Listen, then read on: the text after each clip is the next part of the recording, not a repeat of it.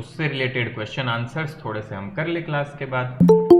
एक इतनी छोटी सी डिमांड हम करके बैठे हैं आपसे कि इतना भी कर लोगे अच्छे से तो काफ़ी सही हो जाएगा, अपने साथ में काफ़ी अच्छा कर पाओगे।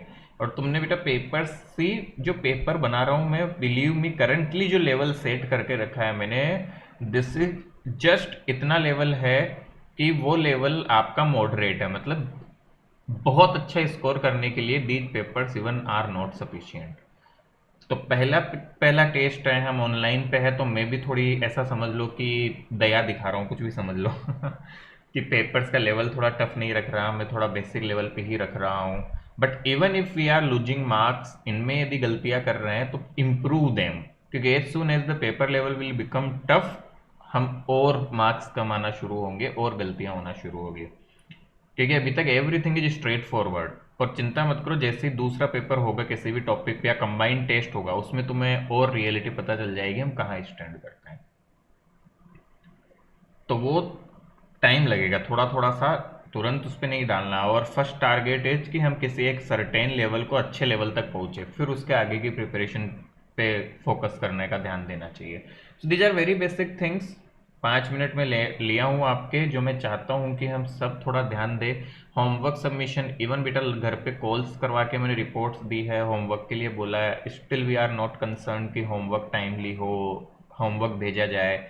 आई was talking with maths sir, आपके मैथ्स के नंबर नहीं मिले ना, मैथ्स की कॉपीज भी चेक हो गई है एक्चुअल में, वो सर ने मुझे सेंड कर दी थी, but I forgot to send you ना। So I will also send them. और ये रियली सरप्राइजिंग था, जो मैथ्स के भी बच्चे हैं उनके भी, कि नंबर मतलब पता नहीं क्या ही गलती कर रहे हो, प्लस करने में, माइनस करने में, एकदम ऐसी ऐसी गलती है कि जिनको हम सोच ही नहीं सकते। And similar mistakes you are doing in the physics chemistry also. तो छोटी छोटी चीज़ों को इम्प्रूव करें। इवन जो चेक कर रहा हूँ बेटा, I am also writing as much as possible in the copies itself, कि क्या गलती है, क्या सुधार करना चाहिए, क्या आपको इम्प्रूव करना चाहिए। Focus on those things. Believe me it takes a lot of time when you check online copy. जितना टाइम में, मान लो मैं बेटा तुम्हारे 4 टेस्ट की कॉपी चेक कर दूँ, उतना टाइम मुझे एक टेस्ट की कॉपी चेक करने में लग रहा है। So it requires a lot of dedication from teacher side also.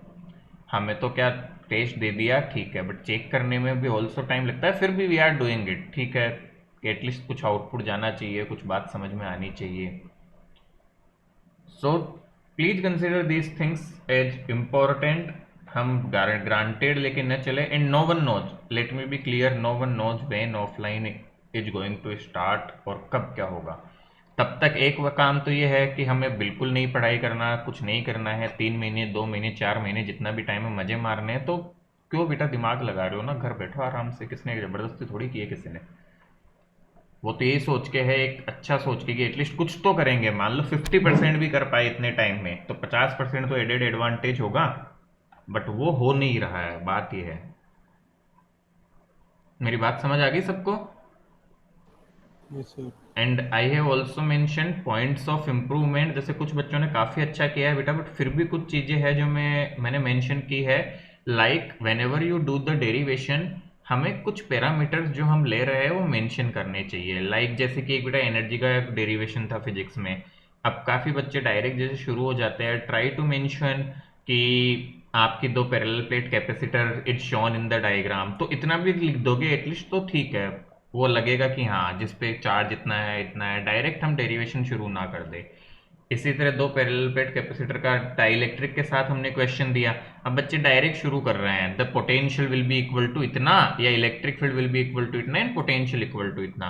अरे एटलीस्ट कुछ तो उसको बताओ कि आपका parallel plate capacitor is shown in the diagram where the plate distance between plates is d and area of plate is a and a dielectric slab having thickness t is inserted between the plates.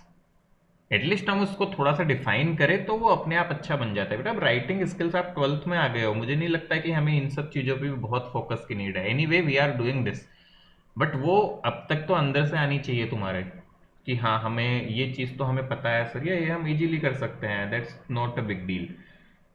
So basic basic बातें हैं, please take care of these things. क्योंकि क्या होता है कि अच्छा फिर कम लगता है, हम इतने एफर्ट्स करें और फिर भी किसी तरह से हम आउटपुट नहीं ला पा रहे तो।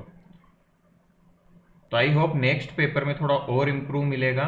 और कुछ बच्चे हैं, द ओनली थिंग इज जो तुम्हें करनी है, बिलीव मी, एक सिंपल सी इक्वेशन होती है बेटा। देखो, मैं नहीं चाहता कि सब बच्चे ही टॉप करेंगे, और नहीं कर सकते हैं, ये हो भी नहीं सकता सारे के सारे मतलब सेम काम करेंगे, तो फिर और काम कैसे होंगे बेटा।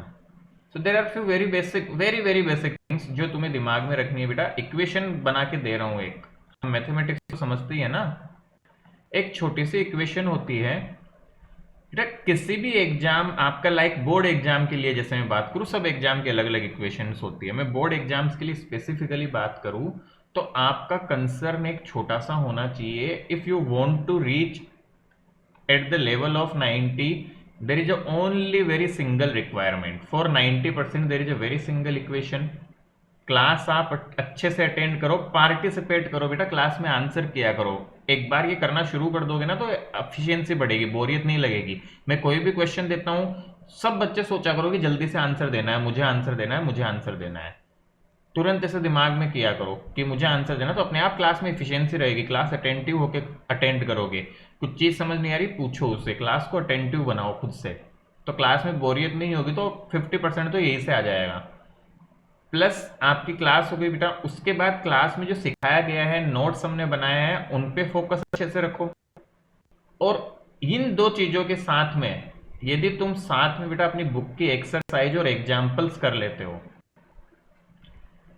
And this is not a big deal, examples plus exercise बेटा, हम एक चैप्टर करने में इजीली मान के चलो अराउंड 10 डेज होने जाते हैं किसी भी सब्जेक्ट का एक चैप्टर करने में। एंड बिलीव मी, हार्डली उस चैप्टर में आपके कितने क्वेश्चन होंगे, 100 क्वेश्चन होंगे। तो क्या एक दिन में 10 क्वेश्चन भी एवरेज नहीं कर सकते हम किसी चैप्टर के? I don't think that's a big deal. Examples और एक्सरसाइज मानू तो ऑन एन एवरेज में देखो तो इतना ही पहुंचता है। This is the simplest equation, ये कोई बच्चा कर सकता है, they can cross this mark easily easily. But इतना तो करना ही पड़ेगा ना, खुद का टारगेट डिसाइड करो तुम्हें क्या करना है। इसके आगे की लड़ाई क्या है, जब यहां पे जाओगे तब ऑटोमेटिक मैं खुद बताना शुरू कर दूंगा क्या करना है। बट पहले हम ये तो पहुंचना शुरू करें। समझ आ रही है बच्चों बेटा आपको बातें? वेरी बेसिक थिंग, मुझे और कुछ नहीं चाहिए, सिंप्लिसिटी फॉलो करो। अपनी क्लास जो होती है उसमें थोड़ा सा अच्छे से बिहेव रखो, अटेंटिव रहो, सो मत। बीच में रिप्लाई किया करो, चाहे चैट में करो, मतलब रिप्लाई आने से एटलीस्ट ये रहता है कि रिप्लाई करूंगा, सर को ध्यान रहेगा, अटेंटिवनेस रहती है। दूसरी बात, नोट्स को फोकस करो, अच्छे से लिख रहे हो घर पे एक बार उनको दोबारा पढ़ लो। द सेकेंड इंपॉर्टेंट थिंग बेटा, आज से पहले क्या होता था, देखो आज से 5 साल पहले तक जब पेपर बुक्स से ही ज्यादा बनते थे, या बेटा एक कंस्ट्रेंट होता था, तो मैं ये 95% क्लेम कर सकता था कि आप ये तीन चीजें करोगे तो 95% तक मार्क्स हो जाते हैं। बट नाउ डेज काफी सारी चीजें एटलीस्ट न्यूमेरिकल से और चीजें बाहर से आने लगी है, B Ed CBSE, B Ed ICSE, B Ed any board. तो वो क्लेम अब टीचर पूरा नहीं कर सकता कि 95 से 100 पहुंच जाओगे, नहीं। This thing is the one which can make you 90 या उससे ऊपर जा सकते हो, बट जो ये करेगा वो इससे कम तो किसी हालत में नहीं रहेगा। It's 100% surety. उसके आगे की लड़ाई जो होती है ना बेटा 5 से 10 नंबर की, वो फिर multiple types of problem solving से होती है, क्योंकि कुछ चीजें अजीब सी आ जाती है एग्जाम में कुछ मार्क्स के लिए, तो वहां पे फंस जाते हैं बच्चे। तो वो प्रिपरेशन धीरे धीरे शुरू होगी, वो एक साथ नहीं हो सकती। एटलीस्ट पहले हम ये काम तो करें, ये करोगे उसके बाद की बात है वो। अब हम इजी क्वेश्चन ही नहीं कर रहे बेटा, इजी एग्जाम्पल ही नहीं कर रहे हो, एक्सरसाइज ही नहीं कर रहे हो। Believe me, I have lots of worksheets on almost each chapter. मतलब चाहे फिजिक्स हो चाहे केमिस्ट्री हो, मैं आपको इतने क्वेश्चंस प्रोवाइड कर सकता हूं जिसकी कोई लिमिट नहीं है। एडवांस लेवल, बेसिक से लेके पूरे एडवांस, और वो कर लो तो यहाँ पे 95 से ऊपर ऑटोमेटिक पहुंच जाता है। बट मैं प्रोवाइड कब करूं, जब तुम्हारे से मुझे यही काम रिसीव नहीं हो रहा है।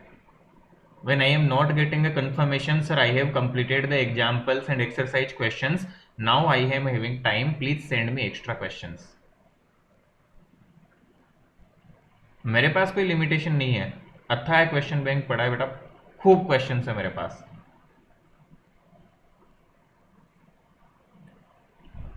बट उसका बेनिफिट तो तुम्हें ही लेना पड़ेगा ना। अब हम 90% तक का ही काम नहीं कर रहे, तो मैं जबरदस्ती कैसे तुम्हें सेंड करता रहूं? बस दिखाने के लिए वो भेज दो तुम्हें, बट कर ही नहीं रहे हम, तो क्या फायदा होगा उसका। So please focus on these things. And this is a very simple equation for cracking this board examination with a great success. सब तरह के इक्वेशन होते हैं बेटा जो चीज़ हम पढ़ाते हैं। जैसे अब कोई मुझे पूछे सर जेई के एग्जाम पर्पज से मैं जाना चाहता हूँ तो किस बात पे ज़्यादा फोकस करें, तो वो उस हिसाब से बताया जाता है। किसी को और किसी एग्जाम पे जाना है वो उस हिसाब से होता है। बट हमारा मेन टारगेट यदि हम बोर्ड एग्जामिनेशन को लेके चलते हैं तो हमें कम से कम इतना तो अच्छा करना ही पड़ेगा अपना स्कोर जाने के लिए बेटा। इवन केमिस्ट्री में तो बेटा easily you can go beyond 95 से 100 है इतना सा करने से। मैं केवल ये समझे 90 भी मैंने मैथ्स और फिजिक्स के लिए रखा है। Chemistry you can go beyond 95 by doing just these things easily, मतलब जा सकते हो तुम इतना करने से केमिस्ट्री में beyond 95। Physics maths you can not go beyond 90 by doing just this, उसके लिए बहुत सारे एक्स्ट्रा एफर्ट्स करने पड़ते हैं।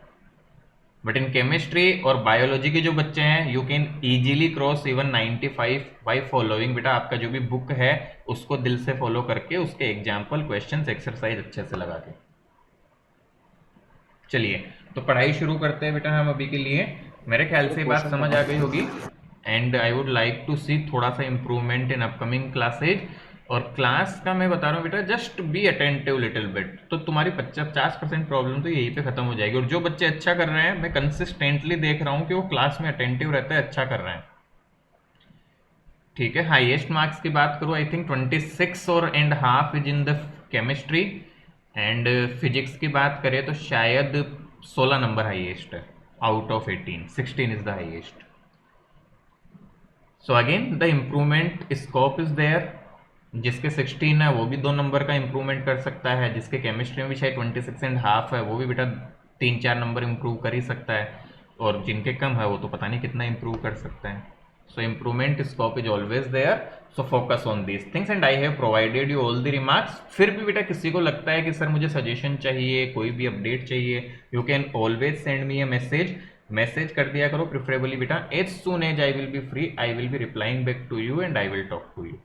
कि मेरी क्लासेज क्या है कई बार इतनी रहती है कि मैं कॉल पे हर बार अटेंड नहीं कर पाऊंगा, but you drop me a message as soon as I will be free I will be getting back to you बेटा। क्लियर? Yes, sir. अंडरस्टूड? तो I hope you will follow these things up and believe me 100% you will get very good results. तो कह देखते हैं अगले बार क्या रहता है हमारे पास। तो बेटा पिछली क्लास में हम देख रहे थे कि 2 तरह के बैरियर की बात की थी अपन सर ने। एक क्वेश्चन है सर। हाँ बेटा बोलो। सर ये जो केमिकल काइनेटिक्स की सर डेरिवेशन है सर, ये भी करनी है कि सारी? हाँ डेरिवेशन भी करना है बेटा सब। एक डेरिवेशन आसान है, इसमें इतने टफ थोड़ी, 2 ही तो है एक तरह से, जीरो ऑर्डर और फर्स्ट ऑर्डर का। Yes sir. तो वो रखना है दिमाग में, बिल्कुल रखना है। लॉग का एक आता है बस, बाकी बिल्कुल बेसिक है ना। सर इसके क्वेश्चन सर हार्ड लग रहे हैं बहुत बुक में। कैलकुलेशन टफ है बेटा, क्वेश्चंस नहीं होंगे यस इतने। सर, बहुत टफ है इसमें। As soon as you start practising धीरे धीरे आएगा वो। सी केमिकल काइनेटिक्स के क्वेश्चंस को करने के लिए बेटा प्रोसीजर फॉलो अप दिमाग में होना चाहिए। प्रोसीजर कैसे? जैसे हमने सारी चीजें एक तो दिमाग में होनी चाहिए तुम्हारे। जैसे ही क्वेश्चन देखो एक तो तुम्हें दिमाग लगना चाहिए कि क्या अप्रोच लगाई जा सकती है, और वो धीरे धीरे डेवलप होती है बेटा। जैसे जैसे आप 5-6 क्वेश्चन करोगे you do one thing, what is the more accurate thing, कि यदि थोड़ा डिफिकल्टी फील कर रहे हैं तो 4-5 क्वेश्चन का जो एग्जाम्पल्स है ना बुक में अपने, उनका सॉल्यूशन रीड आउट करो। Just read it out once, और फिर उसको रीड कर लिया, फिर उसके बाद खुद सॉल्व करो उसे। एक बार रीड करके सॉल्व करो, लेट्स सी व्हाट हैपेंस। क्या हम पढ़ के एक बार सॉल्व कर पा रहे हैं क्या? देखो यस वो सर। चीज प्रोसीजर दिमाग में बैठना जरूरी है।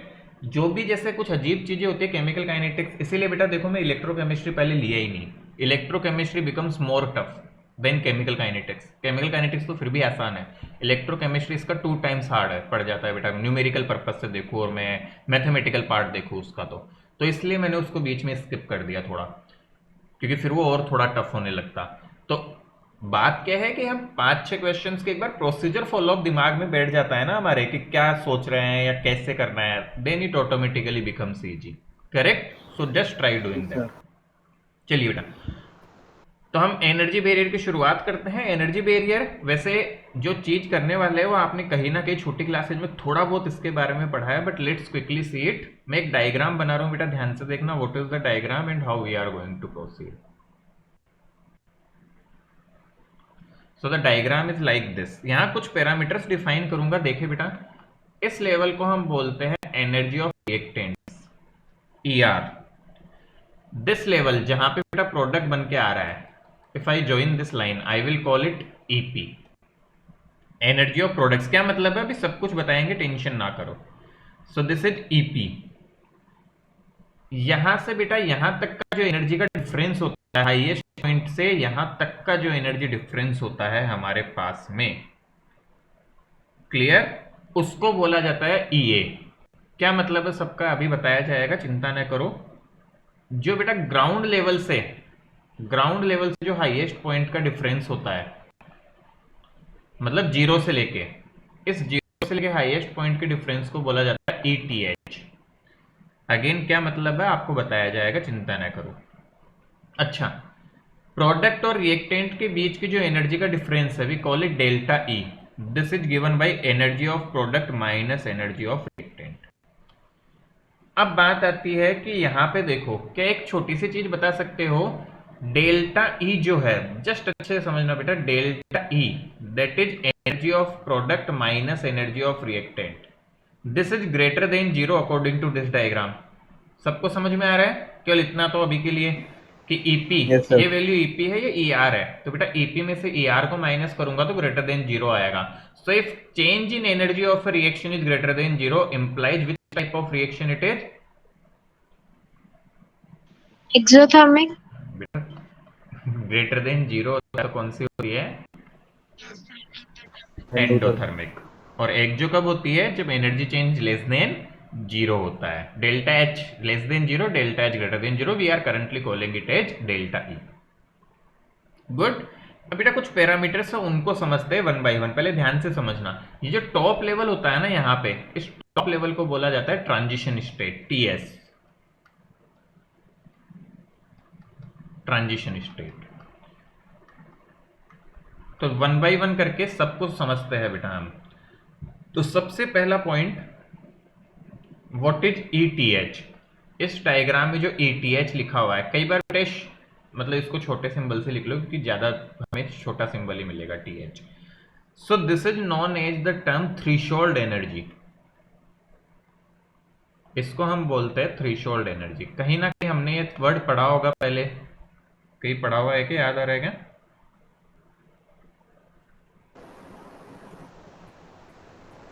सर इंग्लिश की सर स्टोरी में पढ़ा था कोई। अच्छा, नहीं नहीं वक्त नहीं, चलो देखते हैं बेटा हम क्या बोलते हैं। देखो इस डायग्राम से देखो थ्रेशोल्ड एनर्जी क्या है।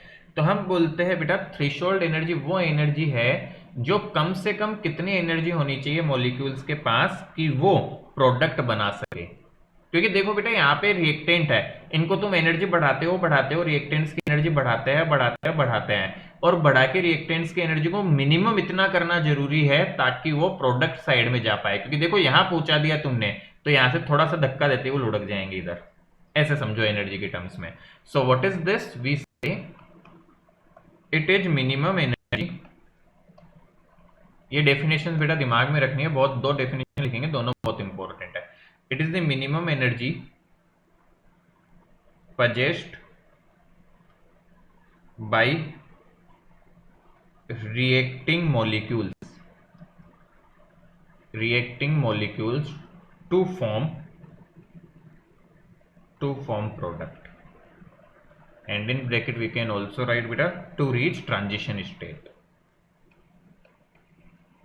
ट्रांजिशन स्टेट क्या होती है? नाम से पता चल रहा है बेटा, ट्रांजिशन मतलब यहाँ पे रिएक्टेंट प्रोडक्ट में कन्वर्ट होगा, ट्रांजिशन हो रहा है यहाँ पहुंचते कि रिएक्टेंट प्रोडक्ट में कन्वर्ट होने जा रहा है। सो ट्रांजिशन स्टेट कॉमन सेंस है, इसके लिए कुछ अलग से डिफाइन करने की जरूरत नहीं होती। ट्रांजिशन मतलब कि रिएक्टेंट से प्रोडक्ट में ट्रांजिशन हो रहा है यहाँ पे। Getting it?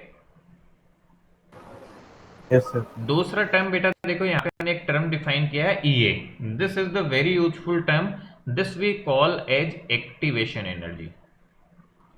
This is a very very important term. देखो बेटा कैसे हम एक्टिवेशन एनर्जी को लिखते हैं, ध्यान से देखना दोनों में क्या डिफरेंस है भी समझ में आएगा। पहले मैं डेफिनेशन लिखता हूं फिर और समझेंगे इसको। It is the minimum energy, it is the minimum energy required by, it is the minimum energy required by reactant molecules required by the reactant molecules over and above the average energy, over and above the average energy of reactant molecules, over and above the average energy of reactant molecules to form product.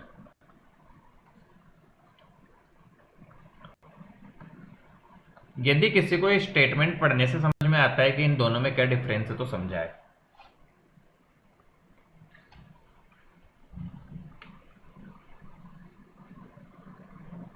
यदि हमें किसी को भी बच्चे को ये difference बेटा ये पढ़ने से समझ आ रहा है कि दोनों का क्या डिफरेंस है तो बताओ जरा। कुछ तो आ रहा होगा बेटा, ऐसा तो हो ही नहीं सकता किसी को भी नहीं आ रहा। Sir threshold energy sir average energy से सर रिएक्टेंट तक की एनर्जी चाहिए होती है, और फिर ये एक्टिवेशन एनर्जी सर रिएक्टेंट के एनर्जी से चलो बेटा फॉर्म होने तक थोड़ा की सा चाहिए होती ठीक है है, समझते हैं दोनों के डिफरेंस को। बेटा ध्यान से सर देखना। थ्रेशोल्ड प्रोडक्ट के बाद आती है वो जो अच्छा। मॉलिक्यूल रिलीज करते हैं, ठीक है, और फिर ये एक्टिवेशन एनर्जी सर वो काइंड ऑफ सर रिक्वायर्ड होती है प्रोडक्ट के लिए। बिल्कुल। नहीं चलो थोड़ा थोड़ा ठीक है बेटा, आप समझो दोनों का डिफरेंस क्या है मैं बताता हूँ। एक चीज को ध्यान से देखना, can I right from this diagram, बस इस डायग्राम को देख के एक चीज बताना, कैन आई राइट। देखो मैं एक छोटी सी इक्वेशन लिख रहा हूं, E A is equal to E T H minus E R. थोड़ा सा देखे सोच के, डायग्राम देख के देखो क्या ये तो समझ आ रहा है क्या क्या लिखा मैंने। Yes, sir.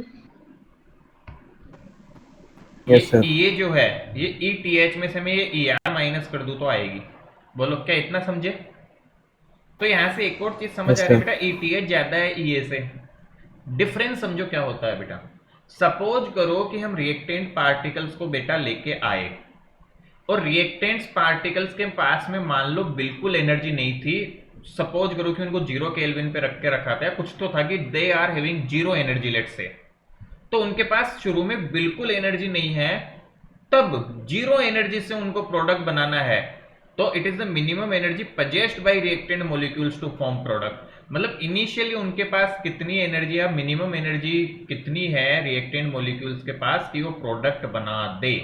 तो होता क्या है बेटा, ध्यान से समझो कि कम से कम कितनी एनर्जी रिएक्टेंट मॉलिक्यूल को चाहिए कि वो शुरुआत से प्रोडक्ट बनाने तक पहुंच पाए अपना।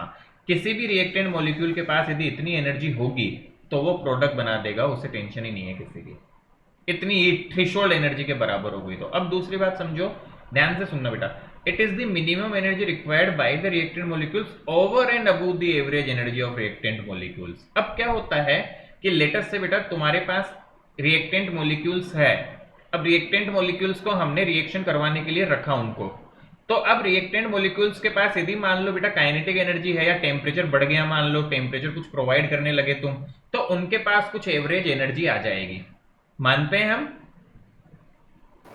तो Yes, कुछ sir. एनर्जी थी उनके पास। अब क्या हुआ कि जो रिएक्टेंट पार्टिकल्स हैं आपके, उनके पास थोड़ी बहुत एनर्जी है शुरू में, तो उसको बोला जा रहा है एवरेज एनर्जी को E R, this is reactants energy.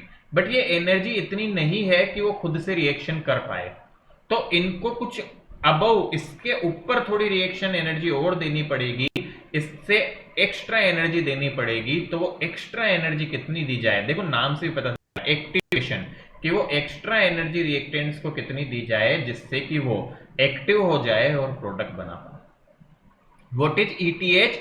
ETH बेटा ऐसी वैल्यू है जिसको कैलकुलेट कर लिया गया जब ये मान के कि रिएक्टेंट्स के पास 0 एनर्जी है, कि 0 एनर्जी हो तो टोटल कितनी एनर्जी रिक्वायर होगी कि वो रिएक्शन कर पाए। अब क्या किया जाता है कि एक्चुअल में बेटा 0 एनर्जी देखो हमेशा हो तो जरूरी है नहीं, ये तो एक्सट्रीम केस है, बात समझ में आ रही है? दिस इज एक्सट्रीम केस कि 0 एनर्जी होती तो कितना लगता। अब क्या हुआ, हम रिएक्शन करवाने लगे तो रिएक्टेंट्स के पास कुछ एनर्जी थी, तो अब उनको कितनी एनर्जी देनी है हमें कैलकुलेट करना है। तो हम क्या करेंगे, सभी तरह के रिएक्शन के रिएक्टेंट्स के लिए ईटीएच कैलकुलेट करके रखते हैं साइंटिस्ट, उसमें से तुम करंट उनकी ईआर को मेजर करके सब्ट्रैक्ट कर दो तो पता चल जाएगा तुम्हें कि एक्स्ट्रा एनर्जी कितनी प्रोवाइड करनी पड़ेगी तुम्हें। आ गया बात समझ में थोड़ा थोड़ा? Yes sir. This is the difference कि जब ETH बेटा एक रेफरेंस लेवल है, ऐसा समझो। Threshold energy is the reference level कि कुछ एनर्जी नहीं हो, जीरो से शुरुआत करें तो कितना चाहिए। ऐसा समझो कि मुझे किसी बॉल को बेटा मान लो 10th फ्लोर तक फेंकना है, तो कभी बोले कि ग्राउंड फ्लोर से 10th फ्लोर तक फेंकने के लिए इतनी एनर्जी की जरूरत होगी बॉल को फेंकने में। सो दैट इज रेफरेंस कि किसी को भी फेंकने है तो इतनी एनर्जी चाहिए, दैट इज ETH। बट अब सपोज करो कि किसी तरह बॉल को सेकंड फ्लोर पे है और मैं जानना चाहता हूं सेकंड फ्लोर से फेंकने पे कितनी एनर्जी है, और कोई मुझे बता दे कि सेकंड फ्लोर तक फेंकने की एनर्जी इतनी चाहिए, तो क्या मैं निकाल लूंगा अब सेकंड फ्लोर से फेंकने में कितनी एनर्जी लग चाहिए रहेगी। That is the yes behaviour. Sir. वो इन सबका खेल है पूरा। मेरे ख्याल से इस एग्जाम्पल से और क्लियरिटी हो गई होगी कि क्या इनका डिफरेंस और क्या काम में आते हैं ये दोनों चीजें। So I hope that's the clear. तो क्विकली बेटा इसको लिखो जल्दी से, एंड देन फिर आगे बढ़ते हैं। क्विकली जल्दी से लिख लो इसको।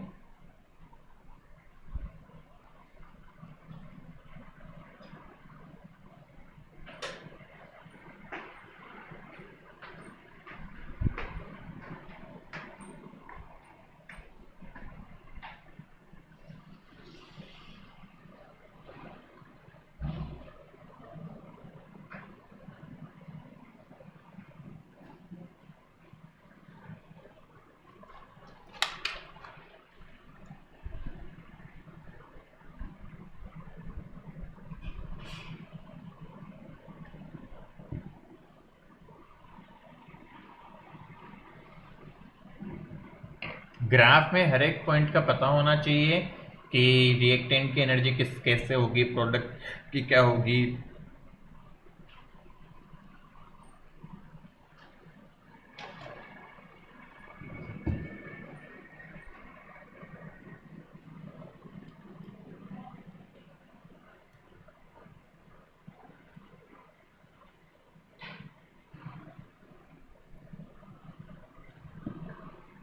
जल्दी से लिख लो बेटा।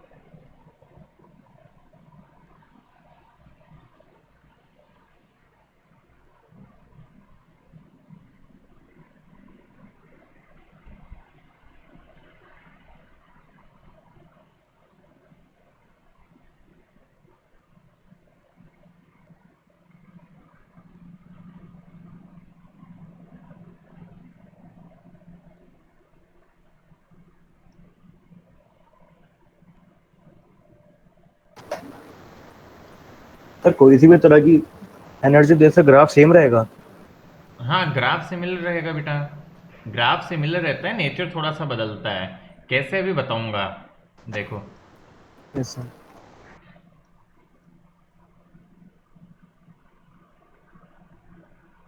मतलब आपका एनर्जी उसके रिलेटेड बेटा, एनर्जी से रिलेटेड थ्रेशोल्ड एनर्जी पूछे, एंडोथर्मिक एक्सोथर्मिक पूछे तो वैसा बन जाता है बेटा। लिख लिया हमने, आगे बढ़ू मैं?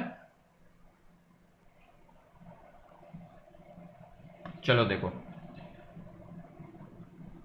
तो एक काम करो सब, सर ये डन। ये ग्राफ मैंने एंडोथर्मिक रिएक्शन का था, देखो। ऐसा ग्राफ एक्सोथर्मिक रिएक्शन के लिए बना के दिखाओ। केवल एक चीज चेंज होगी, देखे कर सकते होगा, जल्दी से करो खुद से try. Draw the graph for exothermic reaction, similar graph.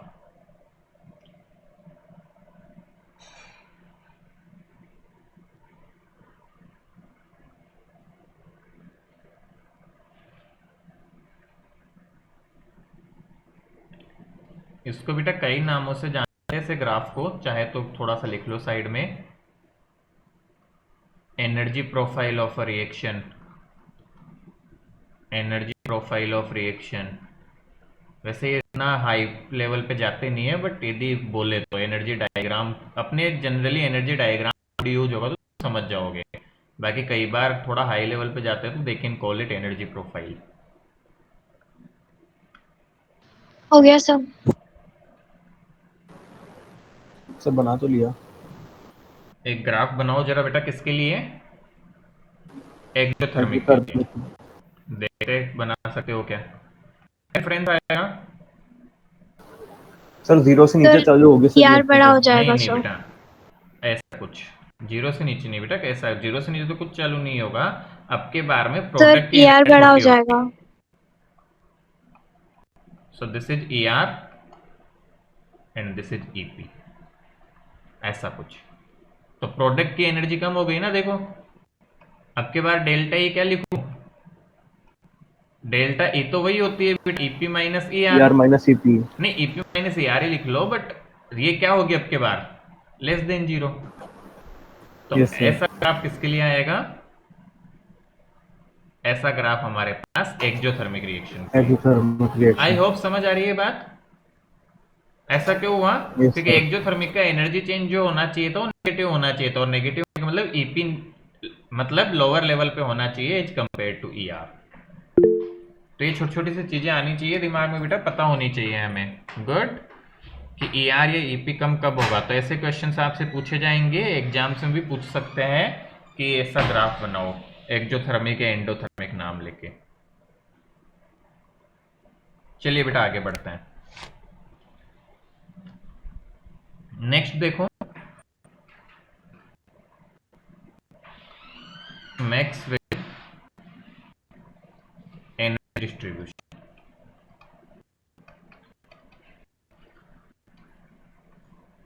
तो बेटा मैक्सवेल का नाम आपने सुना होगा काफी, एटॉमिक स्ट्रक्चर वगैरह पढ़ते हो तो मैक्सवेल निकालता है बहुत सारी।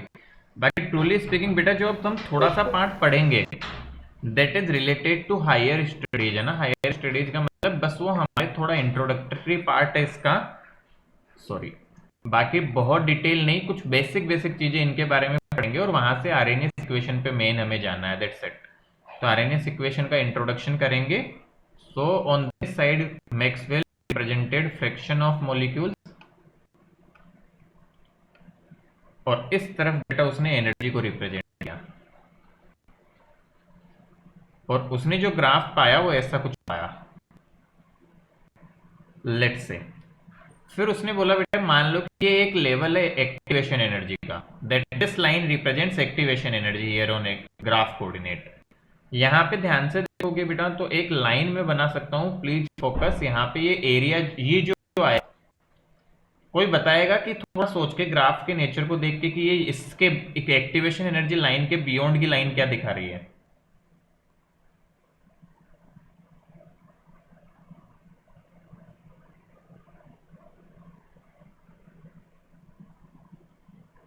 क्या बेटा ये? Sir equilibrium. नहीं बेटा, देखिए एक्टिवेशन एनर्जी है और ये एनर्जी, ये फ्रैक्शन ऑफ मॉलिक्यूल है। तो क्या ये जो मैंने डार्क ये रेड से मार्क किया, क्या ये बता रहा है कि कितने मॉलिक्यूल्स के पास एक्टिवेशन एनर्जी से ज्यादा एनर्जी है? सोचो जरा। सर समझ नहीं आया। बेटा ऐसे समझो कि इस तरफ नंबर है और इस तरफ एनर्जी है, और ये लाइन एक्टिवेशन एनर्जी। देखो मैं सिंपल ग्राफ बना के तुमसे पूछता हूं। मान लो कि यहाँ पे मेरे पास नंबर ऑफ स्टूडेंट्स और यहाँ पे उनके मार्क्स है, और मेरे पास मान लो ऐसा कोई ग्राफ है, और मैं बोलता हूँ कि यहाँ मार्क्स का लेवल है 80।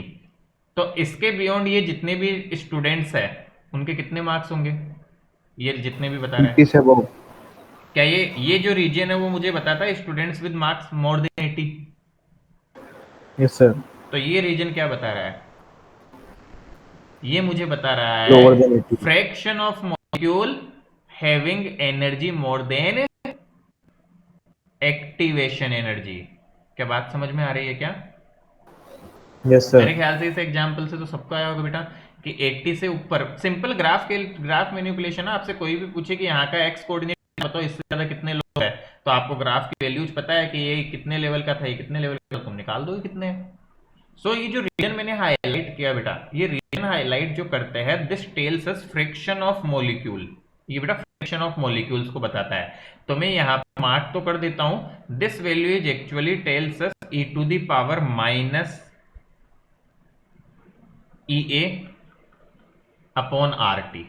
क्या है अभी चर्चा करूंगा बेटा, इस पे टेंशन ना करो। ये मैक्सवेल का ग्राफ था। इस ग्राफ में इस लेवल से आगे के हमें पता चलता है कि कितने पार्टिकल्स है जिनके पास एनर्जी, एक्टिवेशन एनर्जी से ज्यादा है। तो बेटा ये हमारे स्कोप के बियॉन्ड है कि ये वैल्यू कैसे आता है, तो हम इसको डायरेक्ट ध्यान में रखते हैं। एंड व्हाट वी से ट्राई टू अंडरस्टैंड, जो हमें ध्यान रखना वो बताने जा रहा हूं direct. K by A is equal to e to the power minus E A upon R T.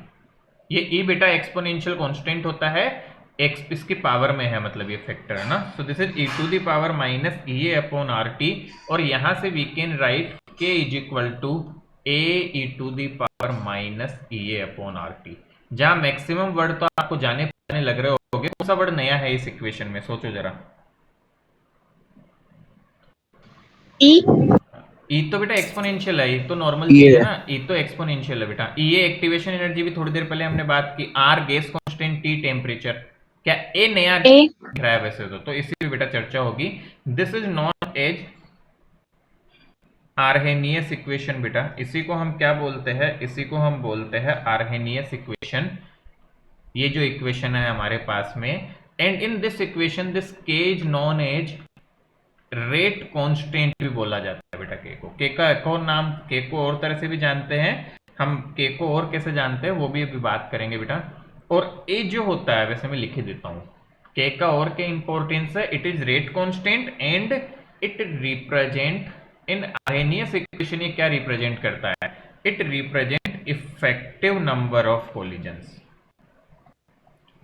Effective number of collisions. Very very important. Actual में के कैसा है, रेट कांस्टेंट, जो हम ऑलरेडी पढ़ चुके हैं, बट आर्हेनियस इक्वेशन में है। इसका मतलब क्या है इस इक्वेशन में, तो ये के रिप्रेजेंट करता है बेटा इफेक्टिव नंबर ऑफ कोलिजन्स को। What is A, A is known as pre exponential factor, pre exponential factor also called as Arrhenius constant.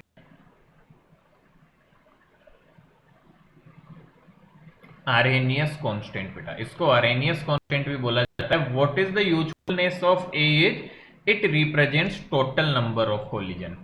तो बेटा हम कोलिजन थ्योरी पढ़ रहे हैं, तो it represents total number of collisions.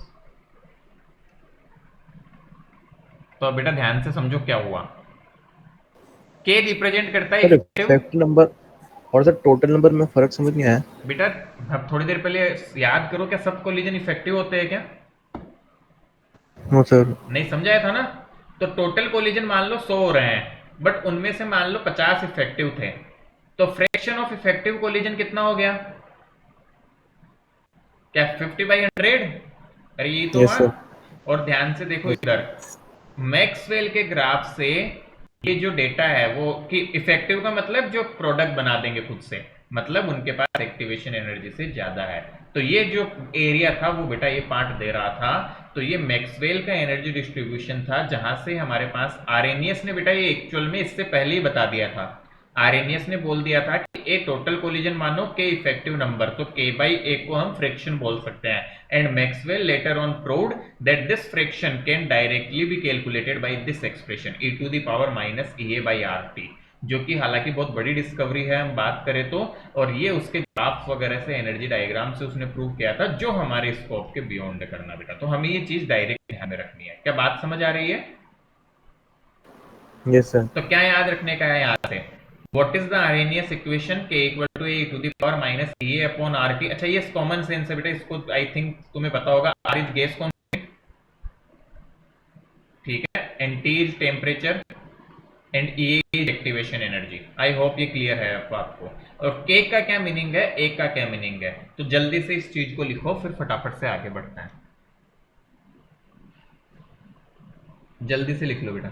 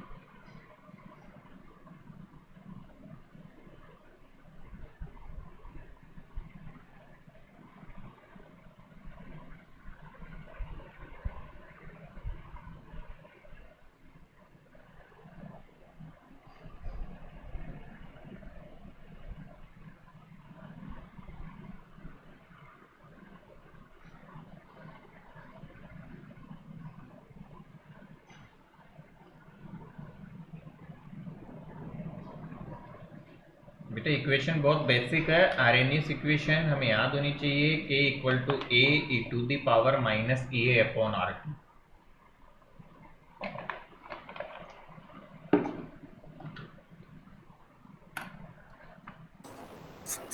Sir इसकी derivation भी होती होगी? नहीं नहीं होता है, बट अपने बियॉन्ड स्कोप, मतलब बता इवन ये तो मतलब आप बीएससी केमिस्ट्री वगैरह पढ़ते हैं वहां भी नहीं करते हैं, सीधा मास्टर्स के लेवल का काम है। Actually there is equation of this graph है ना, तो वो अपने काम की नहीं है। There is a equation of this graph, और ग्राफ की इक्वेशन पता है तो we can always calculate the area of graph using integration, है ना। So that yes requires sir. A lot of high level integration, high level mathematics.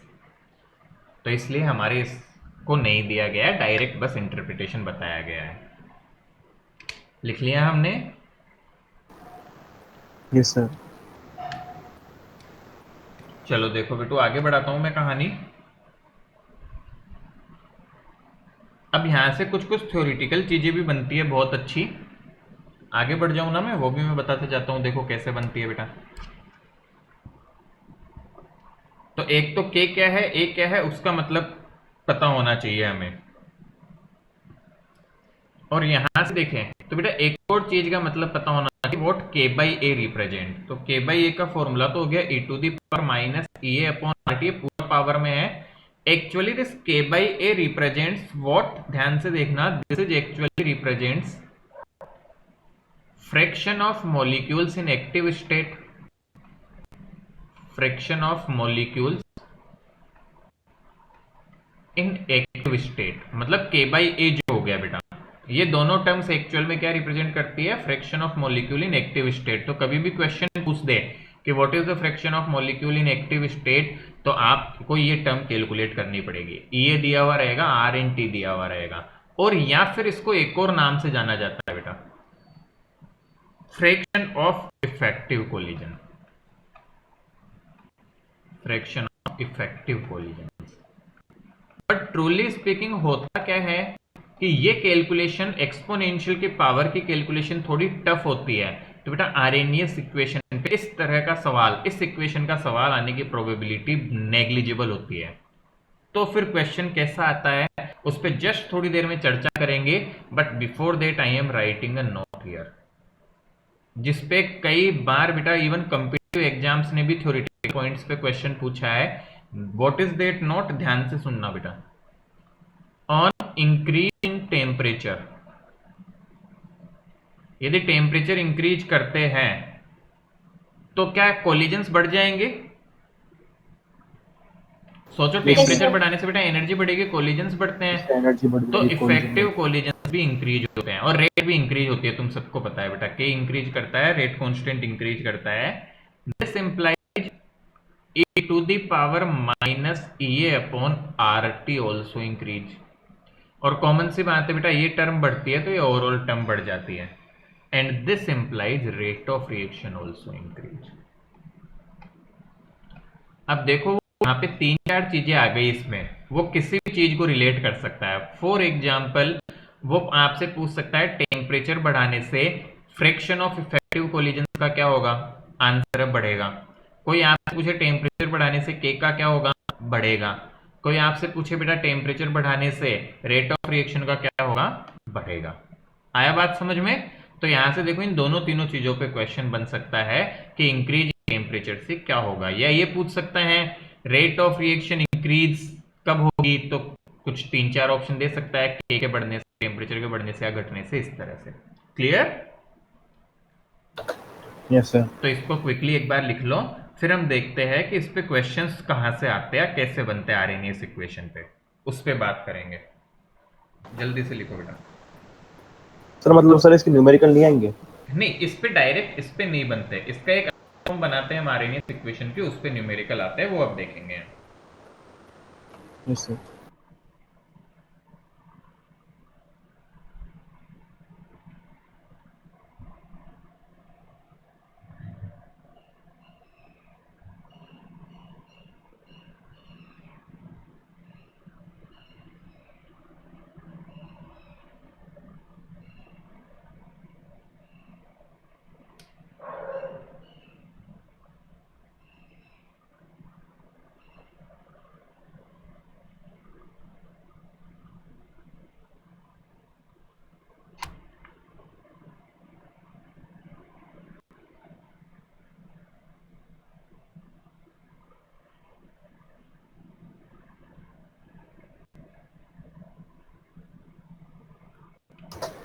So done. लिख लिया बेटा। अब बेटा देखो, मैथमेटिक्स में इस ई को हटाने का एक तरीका है कि दोनों तरफ log ले लो और नेचुरल log ln वाला log, तो ये ई हट जाता है। अब ये कहाँ से आता है, क्यों आता है बेटा, ये अब अगेन अपन एक्सप्लेन नहीं जा सकते मैथमेटिक्स पार्ट में, बस तुम्हें थोड़ा ध्यान रखना है। तो हम क्या बोलते हैं, take log ln on both sides बेटा। तो दोनों तरफ log लेने से क्या होगा, ध्यान से देखो, we are taking log on both side, so this side I can write ln k is equal to this side I can write ln of a to the power minus E A upon R T. बेटा ध्यान दो, आपको एक छोटा सा rule सिखाया था, यदि दो चीजें मल्टीप्लीकेशन में होती है log में, तो can we divide that into summation. अरे भूल गए, यस सर। याद करो, log n can be written as log m plus log n। Yes sir. सिखाया तो था बेटा, सबको याद है थोड़ा सा। अब देखो ये चीजें दिमाग में देखो, छोड़ोगे पुरानी चीज तो भूल लटकोगे आगे जाके। सो यहां सर देखो, दो चीजों का मल्टीप्लीकेशन है बेटा, so this will break into sir this. हाँ बेटा बोलो। सर ये एलन के साथ भी सेम ही होगी। हाँ लोग है बेटा, लोग है, ये भी लोग है, दोनों ही लोग होते हैं एक तरह से। ठीक है, एलएन का क्या डिफरेंस होता है, वो एक्चुअल में बेस का डिफरेंस होता है, तो उस पर अभी मत जाओ, सबके लिए सेम रूल होता है ये। So LN A plus LN E to the power minus E A by R T. और बेटा आपको सिखाया था कि पावर जो होती है वो बाहर आ जाती है, और एक नया रूल देख लो, एलएन ई की वैल्यू 1 होती है। सो यहां से देखो क्या बन गया, बहुत ही सिंपली से तरीके से LN K equal to LN A minus E A by R T. तो क्या हमने एक्सपोनेंशियल को खत्म कर दिया। तो तुम्हें क्या ये दिमाग में रखना है कैसे आए, नहीं बिल्कुल नहीं रखना। पहली बात तो इससे हम कुछ करने जा रहे हैं, बट समझा रहा हूं, दिमाग में रख पाओ तो अच्छा है, भूल जाते हैं तो निकालने में फायदा मिलता है। बाकी हमें तो काम की चीज सीखनी है डायरेक्ट की क्या काम की चीज है। सो यहां से बेटा सॉल्व करा के हम इस पे आ गए, LN K equal to LN A minus E A by R T. इसको थोड़ा और फर्दर सिंप्लीफाई हम करते हैं, तो बेटा ln को log में बदल लो, और आपको सिखाया था ln को log में बदलने का तरीका होता है 2.303 log, ये भी मैं ऑलरेडी सिखा चुका हूं। तो यहां मैं लिखूंगा log के log a, so the equation will become log a equal to log a, और 2.303 से डिवाइड कर दिया मैंने, तो minus E A upon 2.303 are T. तो ये इक्वेशन आ गई हमारे पास में। क्या ये भी काम की है, ट्रूली स्पीकिंग ये भी उतनी काम नहीं आएगी, क्या काम आएगा आप देखो।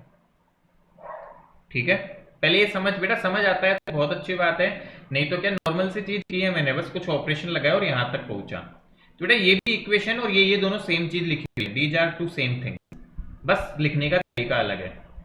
नाउ व्हाट वी से, ध्यान से देखना, एट टू डिफरेंट टेम्परेचर्स।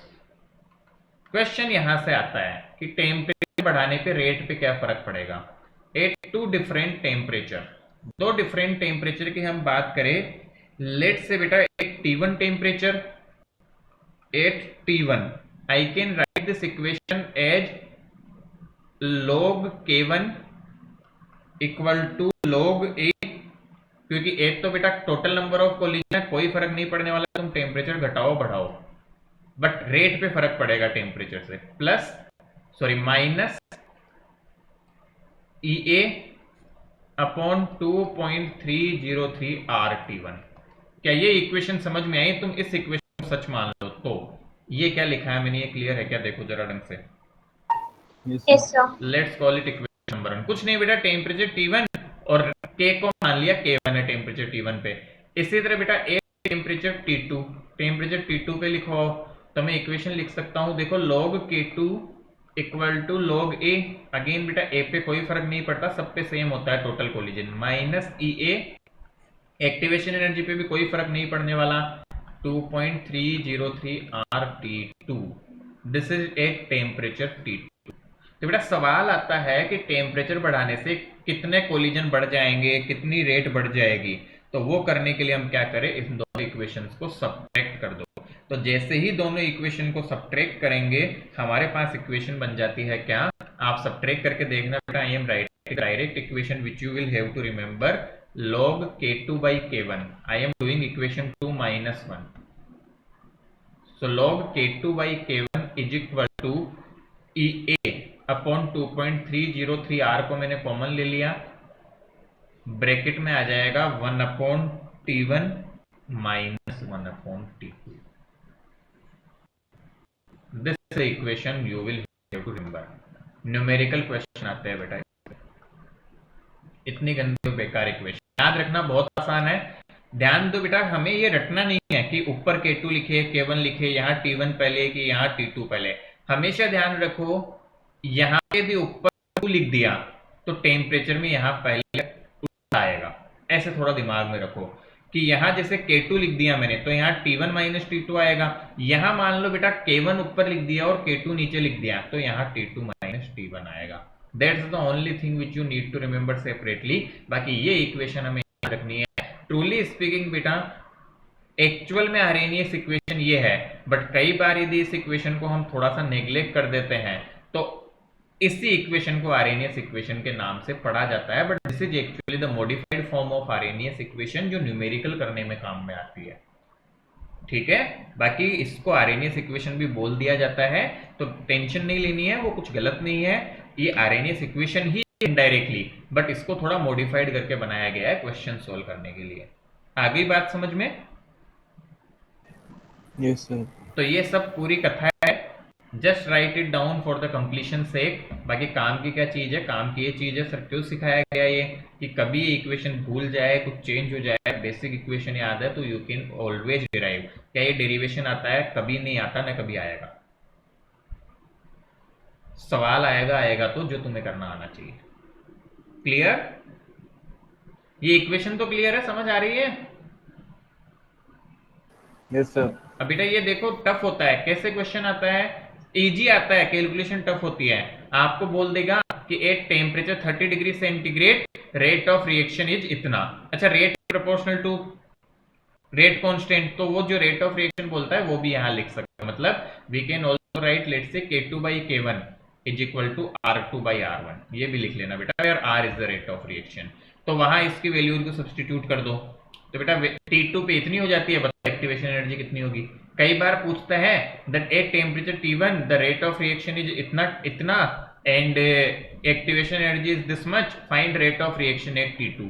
तो फिर से इक्वेशन सोल्व करनी पड़ेगी. मेरे ख्याल से समझ गए होंगे किस तरह के क्वेश्चन बनते हैं. समझ आ रहा है तुम लोगों को? बेटा it's a pure application. Formula दिमाग में है, Yes, sir. हो जाएगा. इट्स जस्ट अ डिफरेंसेज कि आपके पास में फॉर्मूला अप्लाई करने का स्कोप होना चाहिए, आप अप्लाई कर पाओ इसे. That's it. बाकी कैलकुलेशन टफ होती है इसकी. It's a simple equation, straight forward question होते हैं, सिंपली एप्लीकेशन है.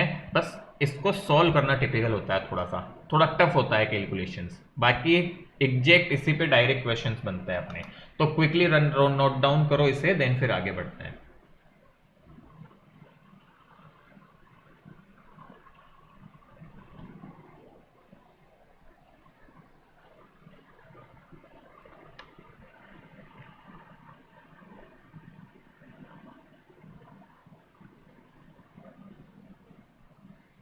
बच्चों को बिल्कुल नाम ले लेके बुलाना पड़ता है. व्योम, इशिका तो है नहीं आज ना, उसका मैसेज आया था. व्योम बेटा आ रहा है समझ में? आप नहीं कर पा रहे, होमवर्क वगैरह भी नहीं करते हैं. इसी तरह यशस्वी हो गई, नीजा हो गई. बेटा मैसेज वगैरह किया करो, क्लास में थोड़ा पार्टिसिपेशन बढ़ाओ. क्योंकि believe me, no one knows यदि अगले साल की तरह सिचुएशन चली तो पता नहीं क्या कुछ कैसे क्या सिचुएशन रहेगी. And it's going to be very difficult later on. So it's a golden opportunity. अभी तो मैंने सुना तुम्हारी स्कूल की भी छुट्टियां चल रही है लगभग सबकी. सर पूरे मानते छुट्टी दो. हाँ, तो कितना अच्छा चीज़ है बताओ.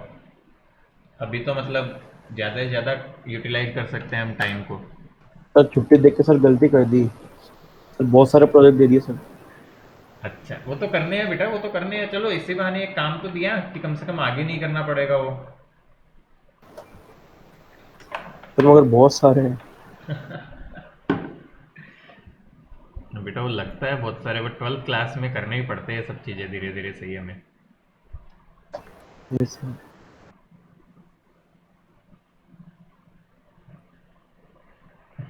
उनमें से कंप्यूटर साइंस और एक लोड एक्स्ट्रा किसने ले रखा है? कंप्यूटर साइंस किस किस के पास है एक्स्ट्रा सब्जेक्ट? सर आईपी है। हाँ आईपी है कंप्यूटर साइंस बेटा, वो सेम सी बात है। और कोई जिसके पास सीएस है या आई सर कंप्यूटर रिलेटेड? सेलेक्ट ही नहीं करा। बहुत बढ़िया किया। वैसे ठीक है बेटा, it's not very bad but it gives you a little bit extra burden. और सबके पास सर पीई है। फिजिकल एजुकेशन ले ली सर, वो इजी पड़ रही थी। बहुत बढ़िया किया ना, फिजिकल एजुकेशन ही बेटा ऑप्ट करना चाहिए स्पेसिफिकली, मैं तो ये सर सजेस्ट करता ऑप्शन हूँ ही नहीं बच्चों था। को। हाँ बेटा वो तो है ही, आपको ऑप्शन नहीं था तो बात अलग है। बाकी हमें जैसे 11 12 बच्चे पढ़ते हैं तो उस केस में ये ऑप्ट करना चाहिए प्रेफरेबली हमें, फिजिकल एजुकेशन यदि होता है तो। या इंटरेस्ट के जैसे फाइन आर्ट्स ऑप्शन अवेलेबल है तो you can go with that, वो इंटरेस्ट की बात है। बट यदि कोई स्पेसिफिक चॉइस नहीं है तो बर्डन कम होना चाहिए, ऐसा सब्जेक्ट लो जिसमें बर्डन कम हो। सो दैट इज फिजिकल एजुकेशन। बाकी सबके पास फिजिकल है, जैसे 12th के बच्चों की बात करूँ नॉर्मल तो मैं है।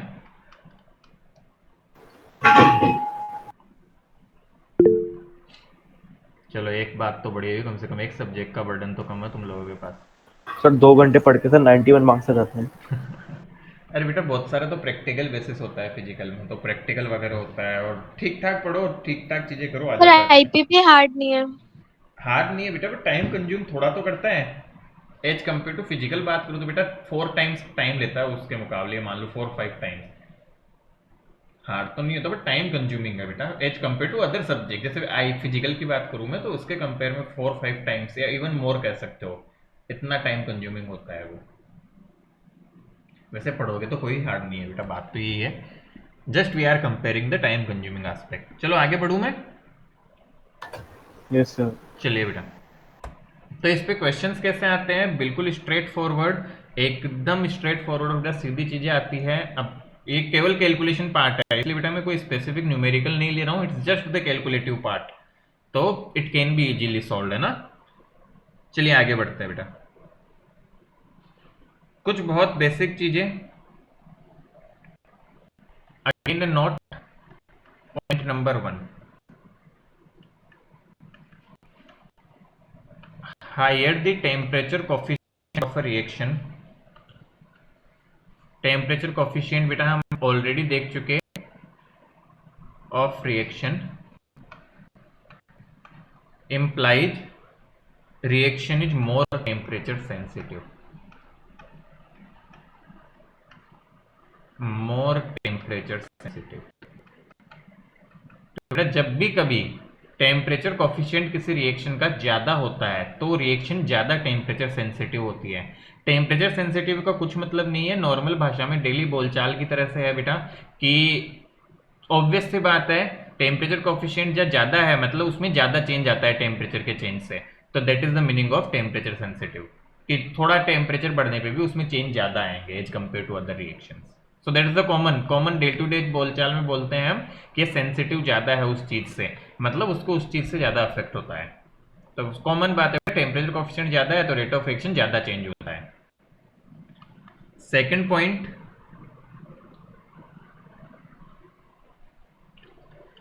ये भी कॉमन सेंस है वैसे तो, मुझे पता है कि हम गलतियां करते हैं। The reaction having less activation energy, इसलिए अलग से नोट लगा के लिख रहा हूं बेटा, less activation energy is faster than reaction having more activation energy. वैसे तो मेरे साथ साथ ही लिख लो, ये बहुत बेसिक है, just write it down with me, more activation energy.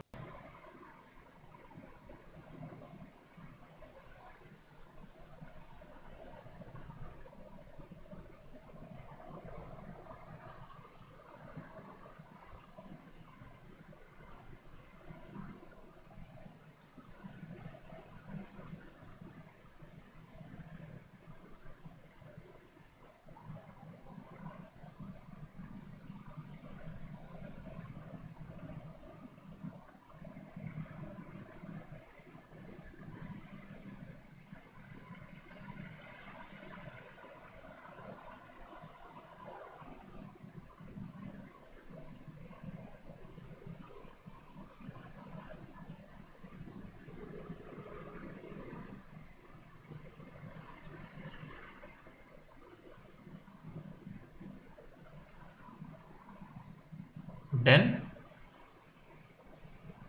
लिख लिया बेटा। सर लास्ट लाइन बची है। हाँ, कॉमन सेंस से बिल्कुल नॉर्मल नॉर्मल बात लिखी है, कॉमन सी बात है बेटा। एक्टिवेशन एनर्जी कम होगी तो रिएक्शन फास्ट होगी, क्योंकि एनर्जी की रिक्वायरमेंट कम होगी उससे। तो एनर्जी की रिक्वायरमेंट कम होगी मतलब टेम्परेचर भी आपको ज़्यादा चेंज करने की जरूरत नहीं है, वो फास्ट हो जाएगी।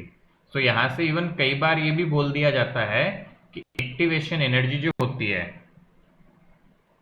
वो आपके टेम्परेचर कोफिशिएंट के प्रोपोर्शनल होती है, या टेम्परेचर कोफिशिएंट एक्टिवेशन एनर्जी के प्रोपोर्शनल होता है।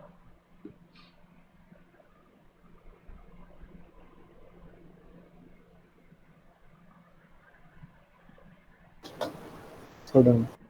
ठीक है बेटा, कई बार बस बोला जाता है, मतलब क्या है, ये कॉमन सी बात है बेटू, ध्यान से देखो। यदि मैं दो ग्राफ बनाऊं जैसे, तो एक ग्राफ ऐसा है मान लो और दूसरा ग्राफ ऐसा कोई, तो ऑब्वियस सी बात है इसको कम एनर्जी की जरूरत पड़ेगी इसकी रिएक्शन होने को, और इसको ज्यादा पड़ेगी, तो ये जल्दी होगी। तो जिसकी एक्टिवेशन एनर्जी कम है वो जल्दी हो जाती है, फास्ट होती है, और जिसकी एक्टिवेशन एनर्जी ज्यादा होती है वो धीरे होती है। और temperature coefficient generally activation energy के प्रोपोर्शनल ही होते हैं। बढ़े आगे। Yes sir.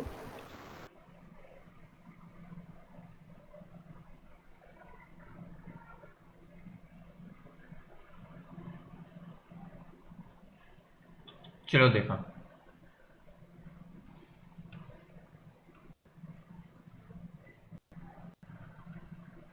For reversible reaction, जी बेटा रिवर्सिबल रिएक्शन हो तो कैसे रिलेट करेंगे हम इसको, ठीक है।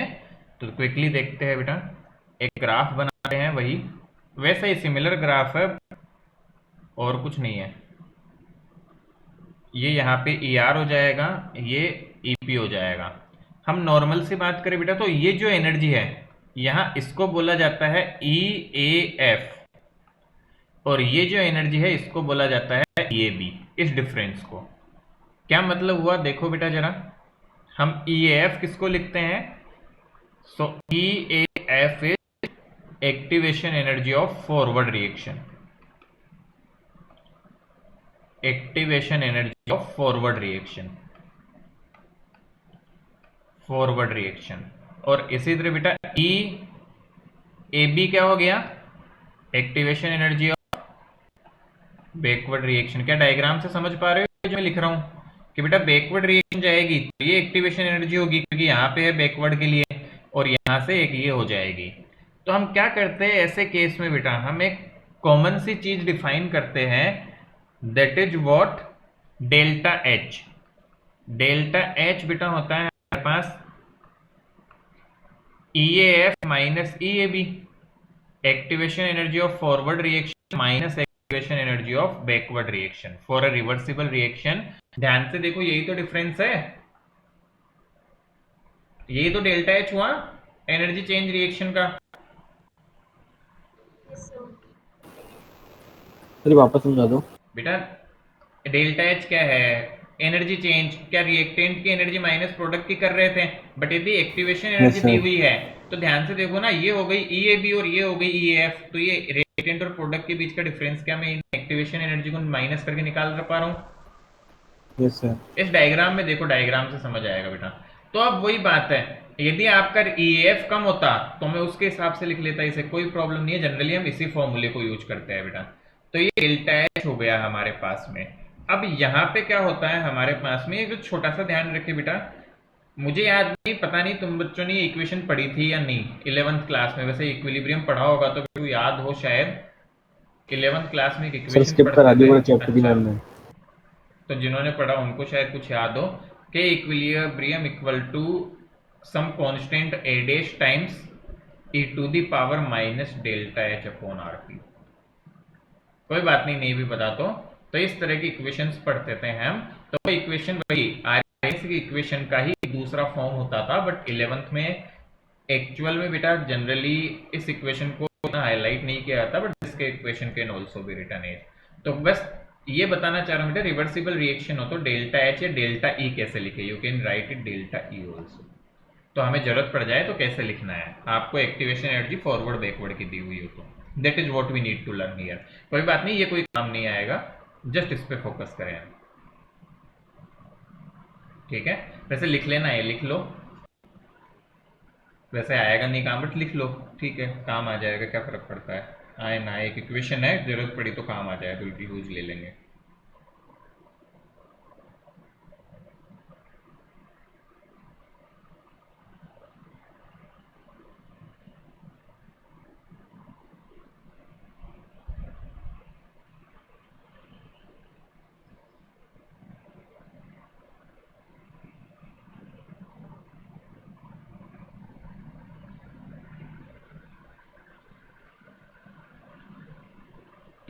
डन, लिख लिया हमने।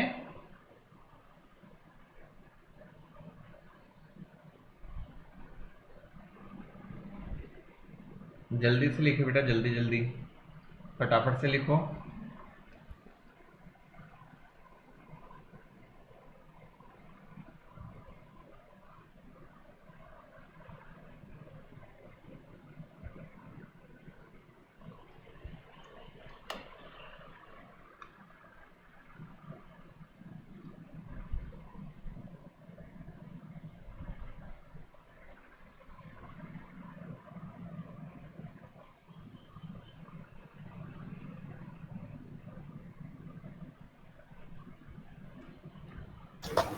Sir done. लिख लिया बेटा सबने?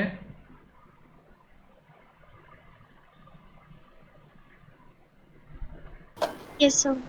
चलो बेटू, अब एक इफेक्ट की बात करते हैं, तो बेटा एक लास्ट टाइप से टॉपिक है जो क्विकली देखते हैं हम, और फिर थोड़ा सा पोर्शन बचेगा, बट वो आज शायद हम नहीं कर पाएंगे, देखते हैं बेटा, तो थोड़ा सा बच जाएगा, हाँ थोड़ा सा बच जाएगा चैप्टर में, क्योंकि पिछली क्लास बेटा पूरी नहीं हो पाई थी ना हमारी, बहुत बीच में ही छूट गई थी, थोड़ी देरी पढ़ के छोड़ना पड़ा था, तो इस चक्कर से।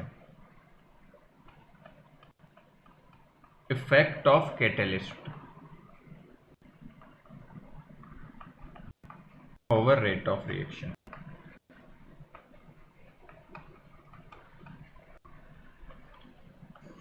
तो बेटा कैटलिस्ट का एक मैकेनिज्म सरफेस केमिस्ट्री में सीखेंगे, ठीक है, तो हो सकता है बेटा बुक्स में हमारे इसमें भी दिया हुआ हो, बट एक पार्ट कैटलिस्ट का हम पढ़ते हैं सरफेस केमिस्ट्री चैप्टर में, और एक पार्ट हम यहाँ सीखते हैं। सो हो सकता, समटाइम्स क्या होता है बुक्स में हमारे दोनों पार्ट एक साथ और दोनों पार्ट वहां भी दिए रहते हैं, तो डोंट वरी, वो दोनों एक आ जाएंगे अपने कवर अप में, बट एक पार्ट हम यहाँ कवर करेंगे, that is related to the kinetics part. क्या होता है कैटलिस्ट, कोई बताएगा? क्योंकि सबको पता है, जो रेट ऑफ रिएक्शन को इनहांस करता है। गुड, एनहेंस भी नहीं, हम ये जरूरी नहीं इनहेंस करें बेटा, जो रेट ऑफ रिएक्शन को अल्टर करता है, हम प्रीफर ये वर्ड करते हैं, जो चेंज करता है, समझ रहे हैं? ये डिक्रीज भी करते हैं बेटा, नेगेटिव कैटलिस्ट भी तो होते हैं। Yes sir. हाँ, तो एनहेंस केवल नहीं लिखते हैं हम कैसे याद रखते हैं, मैं लिख देता हूँ ना, नहीं तो ये छोटा सा को मिस कर देंगे हम। कैटलिस्ट इज अ सब्सटेंस, बेटा छोटी छोटी चीजें गड़बड़ियां कर जाती है। अभी कल की बात बताऊं, मैं पेपर चेक कर रहा था, मैक्सिमम बच्चों के मिस्टेक है वो। हमने पूछा आपसे what is primitive unit cell, maximum बच्चों ने ओनली वर्ड यूज ही नहीं किया, they are writing that particles are present at corners. अरे सब तरह के में पार्टिकल्स कॉर्नर पे प्रेजेंट होता है, आ रहा है क्या बात समझ तुम्हें? पार्टिकल्स कॉर्नर्स पे तो बेटा बॉडी सेंटर्ड में भी होते हैं, पार्टिकल्स कॉर्नर पे तो आपके एफसीसी में भी होते हैं, एचसीपी में भी होते हैं, तो what's the difference between primitive and non primitive? तो वो एक वर्ड बहुत इंपॉर्टेंट था, particles are present only at corners, तो उसकी वजह से मैंने नंबर कुछ के काटे हैं बच्चों के, तो उसमें भी नंबर कटे हैं, तो उसकी वजह से कटे हैं, यदि ओनली हमने नहीं लिखा था तो। Catalyst is a substance which change the rate of reaction. तो बेटा हम ये नहीं बोलते डेफिनेशन इंक्रीज या decrease, change the rate of reaction without taking part in reaction, मतलब बेटा इफेक्टिव पार्ट नहीं करता है, without taking part in reaction. For example बेटा मैं एक छोटा सा एग्जाम्पल दे रहा हूं, ध्यान से समझना, ठीक है? एक एग्जाम्पल ले रहा हूं, ए प्लस बी मान लो हमें देता है डी, और जिसमें कैटलिस्ट यूज होता है सी, ठीक है? तो सी यहाँ पे क्या है, कैटलिस्ट। तो बेटा इसकी रिएक्शन मानो कुछ ऐसे होती है, इसका मैकेनिज्म की बात करूं मैं। मैकेनिज्म क्या होता है बेटा, स्टेप्स इन्वॉल्व, थोड़े टाइम बाद अगली क्लास में इस पे थोड़ा सा और बात डिटेल में करेंगे हम। तो A प्लस सी मिलकर बेटा बना है आपका AC को। This is actually not a product in the reaction, you can say this is intermediate in reaction, जो बीच में बनता है कुछ देर के लिए। और ये AC जो है इंटरमीडिएट बेटा, वो एक्चुअल में आपका B से रिएक्शन करके वापस D बनाता है, ठीक है ना, D बना देगा, प्लस C अलग हो जाएगा आपका। तो C यहां देखो पार्ट लिया, यहां अलग हो गया। यदि दोनों रिएक्शन को इफेक्टिवली मैं ऐड करता हूं तो क्या मुझे यही मिला, A plus be giving D। सोचो जरा। Yes sir. तो एक्चुअल में देखो, कहने के लिए रिएक्शन में पार्ट लिया हुआ है, अभी रिएक्शन को कुछ ना कुछ चेंज करता है, बट अल्टीमेटली ये इफेक्टिव पार्टिसिपेशन नहीं होता है। इसका मतलब ये उतना को उतना वापस आ जाता है, वापस मिल जाता है हमें। So this do not effectively take participation, कहीं ना कहीं ये बीच में पार्ट लेके रिएक्शन को इंक्रीज डिक्रीज करता है बेटा। तो क्विकली हम इसे लिखे जल्दी से, फिर आगे बढ़ते हैं। सर मतलब सर रिएक्शन तो होता है मगर ना पार्टिसिपेशन नहीं होता। इफेक्टिव पार्टिसिपेशन नहीं होता बेटा, टुकड़ों में पार्ट ले सकता है, देख जैसे यहाँ लिया, फिर यहाँ पे यूज आया बीच का इंटरमीडिएट बनके, बट वो फाइनली रिलीज हो जाता है। मतलब फाइनल दोनों रिएक्शन को तीन स्टेप होगी, चार भी होगी, उनको फाइनल हम फाइनल रिएक्शन देखेंगे ऐड करके। So you will be having no inclusion of catalyst in the reaction, ठीक है। Yes sir. मैं यहाँ पे ब्रैकेट में लिखता हूँ भले बेटा, नो इफेक्टिव पार्ट, है ना। नॉर्मल पार्ट तो लेता है यदि सब स्टेप्स में देखें, मैकेनिज्म देखेंगे तो, बट इफेक्टिव पार्टिसिपेशन उसका नहीं होता है रिएक्शन में।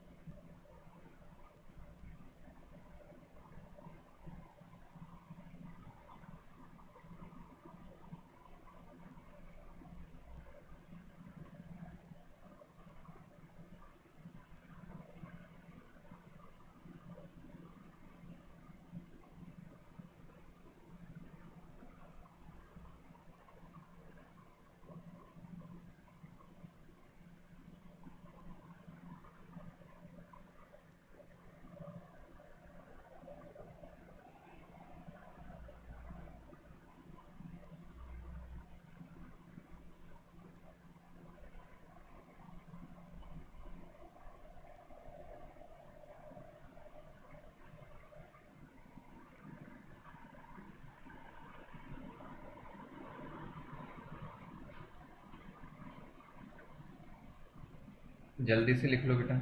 सर हाँ सर, ये कोलिजन थ्योरी हाँ चेन रिएक्शंस में भी होगी क्या? बेटा, लाइक एप्लीकेबल? नहीं है देखो कोलिजन्स वगैरह तो वहां भी होते हैं, बिल्कुल कहीं ना कहीं कोलिजन्स तो हर जगह हो रहे होते हैं। हम स्टेप्स तोड़ के देखते हैं बेटा। चेन रिएक्शन कुछ नहीं है बेटा, जो मैकेनिज्म होता है ना उसको हम बोल सकते हैं। बाकी चेन रिएक्शन का अलग अलग डेफिनेशन और है। चेन रिएक्शन एक्चुअल में हम ऐसे रिएक्शन को बोलते हैं जो ग्रोथ करती रहती है बेटा, दैट इज समथिंग डिफरेंट। क्या हम उसकी बात कर रहे हैं या ऐसे टुकड़ों में मैकेनिज्म तोड़ने की बात कर रहे हैं? जैसे न्यूक्लियर रिएक्शन याद है, हमें पुराने टाइम पे पढ़ा था। Uncontrolled reactions. क्या बेटा, हाँ उनमें भी कोलिजन्स होते हैं, बट हाँ उनके लिए क्या कोलिजन थ्योरी बहुत अच्छे से डिफाइंड है, not actually, but collision her reaction में होता है। याद हो तो अनकंट्रोल्ड रिएक्शन जो हमारे न्यूक्लियस मेनली है बेटा, यूरेनियम का। हाँ अनकंट्रोल्ड, यूरेनियम। बिल्कुल अनकंट्रोल्ड रिएक्शन कहाँ देखते हैं, न्यूक्लियर रिएक्शंस में। तो वहां न्यूट्रॉन आके टकराएगा तभी तो रिएक्शन करते हैं वो। Yes sir. तो न्यूट्रॉन ये से आके टूट बेटा के उससे तीन टकराता बनाता है, है फिर तो आगे वो चलती टूटता है। जाती है। तो वो कोलिजन होते हैं वहां, डेफिनेटली होते हैं collision. Collisions are almost everywhere बेटा, रिएक्शंस जब भी होती है उनमें कोलिजन होती ही है। बड़े आगे हम, यस सर। चलो लिख लिया हमने, छोटा सा पार्ट है बेटू, आगे बढ़ जाऊं।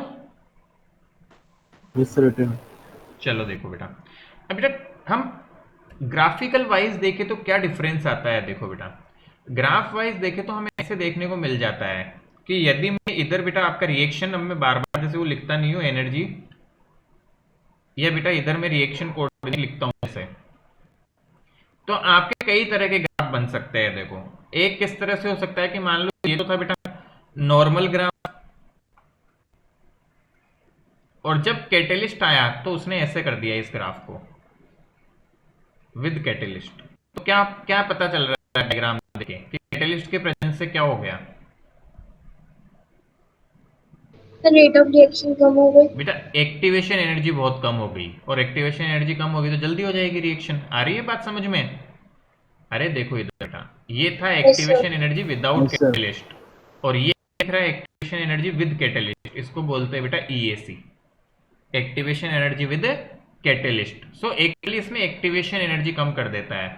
कई बार तुम्हें ऐसे ग्राफ देखने को मिलते हैं कि ऐसे था बेटा, इसने क्या एक्टिवेशन एनर्जी कम की और रिएक्शन को 2 स्टेप से प्रोसीड करवाया, जैसे यहाँ पे ये वाली।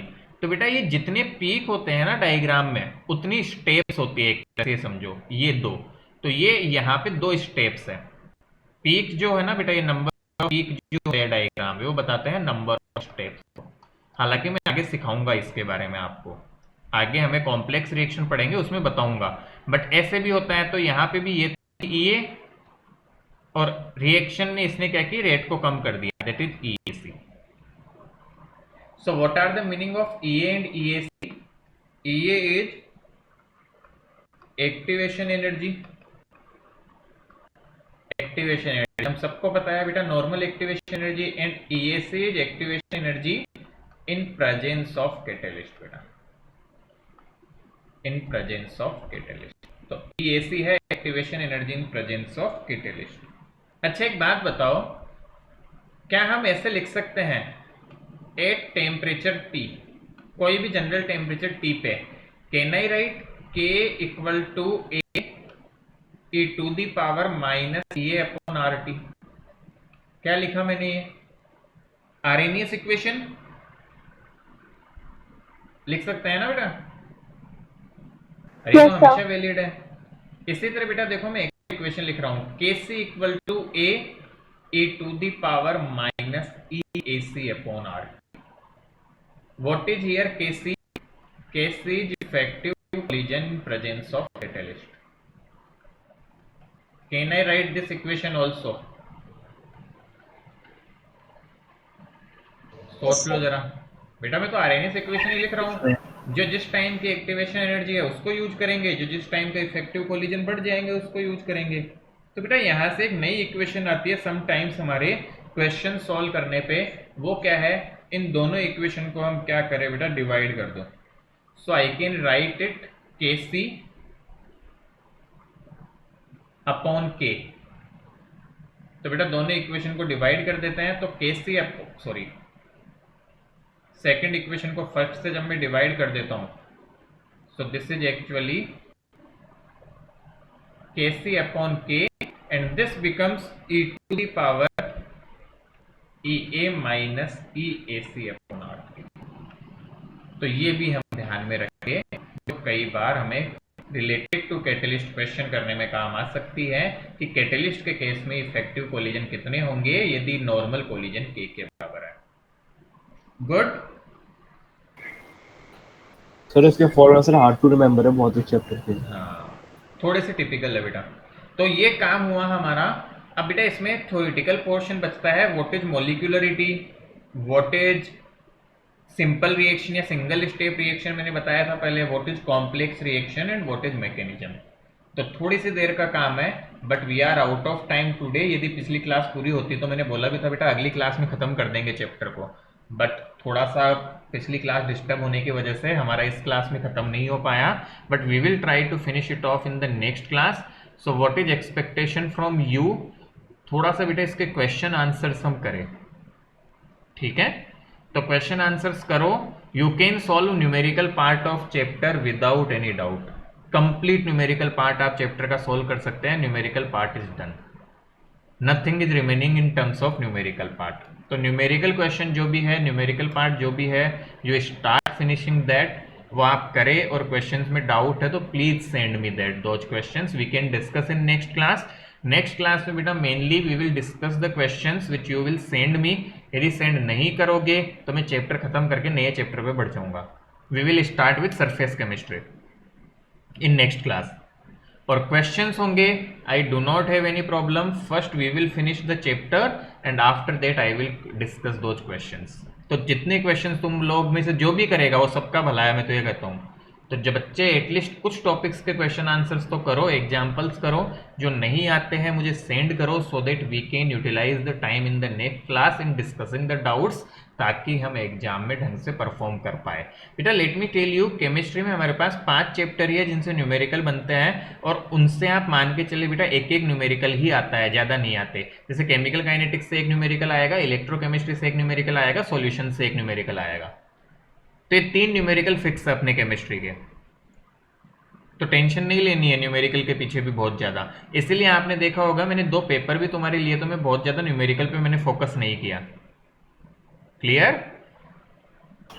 Yes sir. क्योंकि सर्टेन है कि एक क्वेश्चन आएगा इन तीनों चैप्टर से, एक न्यूमेरिकल आता है इन तीनों से, तो फिक्स है। तो उतना हमें बहुत ज़्यादा भी इसमें डिग डाइव नहीं करना, थ्योरिटिकल फोकस ज़्यादा करो, वो हमें मैक्सिमम मार्क्स दिलाता है इन चैप्टर्स में। और एटलीस्ट एग्जाम्पल्स कर लोगे बेटा तो कोई दिक्कत नहीं, एग्जाम्पल एक्सरसाइज लगा लो, न्यूमेरिकल भी पक्के हो जाएंगे। कि आएगा तो भी एक क्वेश्चन जो न्यूमेरिकल आएगा वो 100% हम कर देंगे, कहीं दिक्कत नहीं आने वाली। तो मेजर बड़ा न्यूमेरिकल एक एक आता है बेटा, छोटे न्यूमेरिकल छोटे न्यूमेरिकल टाइप की चीज़ें बन सकती है, वो थोड़ा दिमाग लगाने की होती है ना, डायरेक्ट न्यूमेरिकल बेस नहीं होता, जैसे मैंने नोट्स वगैरह लिखा है उनके बेसिस पे। So I hope that is clear to you. तो अगली क्लास का agenda I will finish this off and we will discuss doubts, जितने क्वेरीज है आपकी यदि वो है तो वो, अदरवाइज बेटा I will start with the next chapter surface chemistry in the next class. All right sir, electrochemistry और वो न्यूमेरिकल वाली है क्या? थोड़ा सा डिले Chapter? चलेंगे, नहीं वो थोड़ा थ्योरेटिकल ज़्यादा है। अच्छा। सरफेस केमिस्ट्री जब mixture of physical chemistry and inorganic chemistry, तो वहाँ नहीं है ज़्यादा, है ना, don't worry. Anyway, it is categorized in physical chemistry, but truly speaking, that is a mixture of 2 branches। एक तरह से बेटा वो फिजिकल केमिस्ट्री का पार्ट भी है, इनऑर्गेनिक का भी है, डायरेक्टली इनडायरेक्टली, तो दोनों का मिक्सचर चैप्टर है वो। That's going to be the easy chapter and सबसे स्कोरिंग चैप्टर भी है एक तरह से अपना, ऐसा कह सकते हो बेटा surface chemistry. So will deal with that in the next class. लिख लिया सबने? Yes sir. Yes, sir. चलिए तो चैप्टर कंप्लीट करें, पढ़ो आज और कल में बैठ के, ताकि हम डाउट्स पूछ सके, क्योंकि वीकेंड पे आपका टेस्ट है सैटरडे को इसका। All right, Okay, sir. Thank you, sir. Thank you. Thank you sir. Thank you, sir. Thank you.